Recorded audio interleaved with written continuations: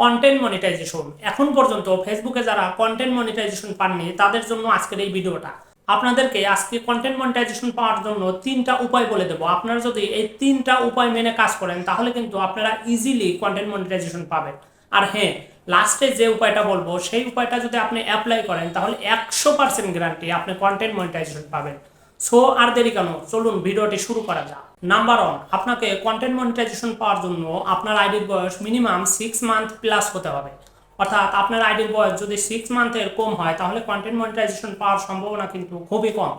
এখন পর্যন্ত যারা কন্টেন্ট মনিটাইজেশন পেয়েছে আমি তাদের অনেকের আইডি ভিজিট করেছি এবং একটি জিনিস লক্ষ্য করলাম, তাদের ম্যাক্সিমামেরই আইডির বয়স 6 মাসের বেশি। অর্থাৎ যারা 20, 21, 22, 23 বা 24 সালের মাঝামাঝি বা তারও আগে প্রোফাইল বা পেজ ক্রিয়েট করেছে, শুধুমাত্র তারাই বেশি বেশি কন্টেন্ট মনিটাইজেশন পেয়েছে। 6 মাস যাদের আইডির বয়স হয়নি তারা কিন্তু কন্টেন্ট মনিটাইজেশন পাচ্ছে না। হ্যাঁ পাচ্ছে, তবে সেটা খুব রেয়ার। দ্বিতীয়ত, আপনাকে কন্টেন্ট মনিটাইজেশন পাওয়ার জন্য আপনার প্রোফাইলে বা পেজে নিয়মিত প্রতিদিন মিনিমাম একটা রিলস ভিডিও আপলোড করতে হবে। আর এই রিলস ভিডিওর দৈর্ঘ্য অবশ্যই 15 সেকেন্ডের বেশি রাখার চেষ্টা করবেন। 15 সেকেন্ডের কম হলেও চলবে, তবে 15 সেকেন্ডের বেশি হলে তাহলে এটা আপনার জন্য অনেকটা পজিটিভ হবে। তৃতীয়ত, আপনি প্রতিদিন একটা করে টেক্সট এবং ফটো আপলোড দিবেন।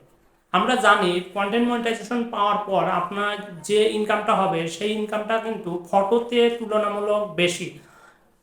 আপনি রিলসের তুলনায় ফটো থেকে বেশি ইনকাম জেনারেট করতে পারবেন। সো কাজেই প্রতিদিন অবশ্যই একটা করে ফটো এবং টেক্সট আপলোড দিতে পারবেন।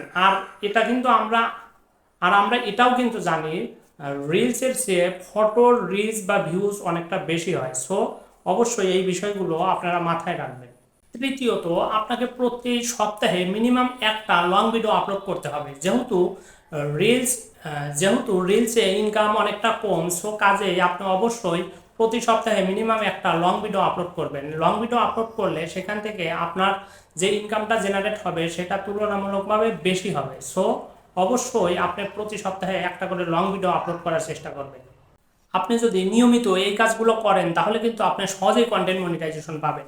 এরপরেও আপনি যদি কন্টেন্ট মনিটাইজেশন না পান তাহলে আপনাকে জাস্ট একটা অ্যাপ্লাই করতে হবে। ইন দিস ফর্ম থেকে আপনি যদি কন্টেন্ট মনিটাইজেশনের জন্য ফেসবুক কর্তৃপক্ষের কাছে একটা ফর্ম ফিল আপ করে সাবমিট করেন তাহলে কিন্তু আপনার প্রোফাইলটা তারা ভিজিট করে আপনি যদি এলিজেবল মনে হয় তাদের কাছে তাহলে কিন্তু আপনাকে সহজেই কন্টেন্ট মনিটাইজেশনের জন্য ইনভাইট করে দেবে।